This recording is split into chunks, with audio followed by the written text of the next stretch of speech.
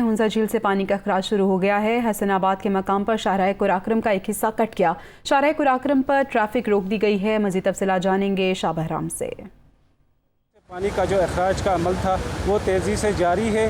اس وقت آپ میرے عقب میں دیکھ سکتے ہیں کہ اس وقت یہ شاہراہ قراقرم کا یہ مین رابطہ پل ہے، اس وقت یہ بالکل درمیان سے ٹوٹ چکی ہے۔ اس وقت ضلعی انتظامیہ نے ایمرجنسی نافذ کی ہے کہ یہاں سے کوئی بھی آمد و رفت جو ہے اس کو بند کیا ہوا ہے۔